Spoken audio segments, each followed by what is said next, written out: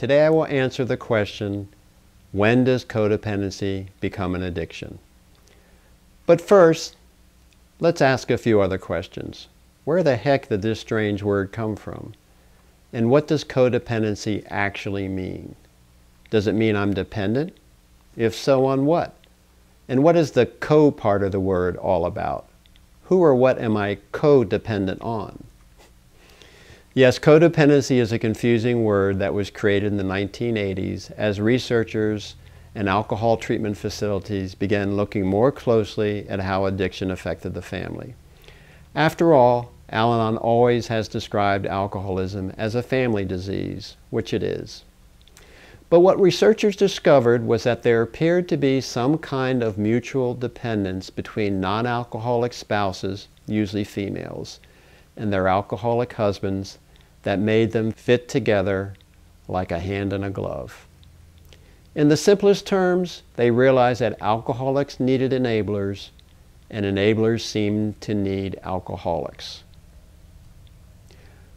Over the past 30 years, much progress has been made in understanding codependency, including that it is not unique to alcoholic families, but also common in any dysfunctional family system. Thus, an updated description of this mutual dependence found initially in alcoholic families is that people who live in perpetual chaos because of their own poor decisions need enablers. And enablers need to obsess on people who need constant rescuing and caretaking. Now, it's fairly obvious why alcoholics would need enablers, people who rescue them from the negative consequences of their poor choices. But why would codependents need someone to rescue? Why wouldn't they simply find a healthy partner to have a more fulfilling relationship? To answer these questions, we must look into the belief system of codependence. If you viewed my previous videos, What is Codependency Really? And The Birth of Codependency, you learned that codependency is a strategy developed in childhood for getting needs met in relationships. But it's a flawed strategy based on mistaken beliefs and magical thinking. Because of growing up in dysfunctional environments where their needs were not being met by peers or caretakers, codependents came to believe that their feelings and needs were wrong, bad, a burden to others, and even dangerous, that saying no was selfish and mean, and that they had the ability to fix other people and make relationships work all by themselves. With such beliefs at their core, codependents are compelled to ignore their own needs and feelings, which they see as bad, and instead focus on the needs and problems of others, which they believe they can fix. Codependents avoid getting involved with healthy people because by comparison, it would trigger feelings of inadequacy. And besides, they wouldn't know what to do with someone who doesn't need fixing. Getting involved with healthy others would also trigger fear because codependents are certain they would soon be found out as worthless, which they believe about themselves, and then be rejected and abandoned. So instead, codependents are drawn to people who have more problems than they do, which serves several purposes. First, by fixing, rescuing, and caretaking others, they feel a codependent high that temporarily eases their shame and fear. In addition, by focusing on the problems of others, they can distract themselves from having to face the same shame and fear that underlies their emotional world. And finally, by being with people who are less together than they are, codependents can maintain the illusion that they have no problems. Not all codependents are the same.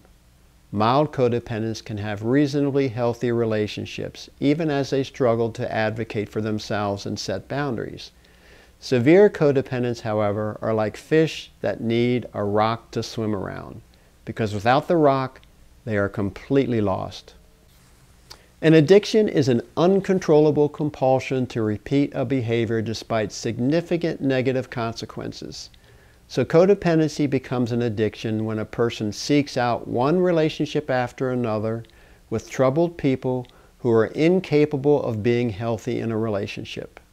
Rather than learning from such experiences and choosing healthier people, codependents keep making the same poor decision over and over because of their need to feel the codependent high and to boost their self-esteem by being the rescuer and fixer, and to avoid having to deal with their shame and fear, which no doubt would be triggered if they were in a relationship where they didn't need to fix anyone.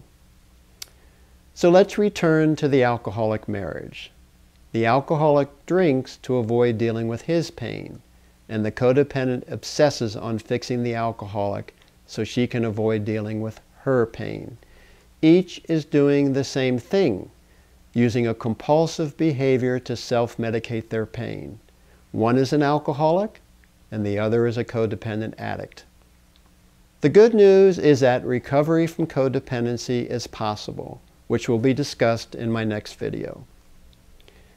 If you like this video, please click the thumbs up button. And if you want to hear more, then subscribe to my channel, Counselor Carl. I will be posting a new video every other Sunday. You can also visit my website, SerenityOnlineTherapy.com, for articles on various mental health topics and to view my credentials, areas of specialization, and the online counseling services I offer for codependency and other problems of life. Thanks for watching, and keep paying attention to your life. Until next time.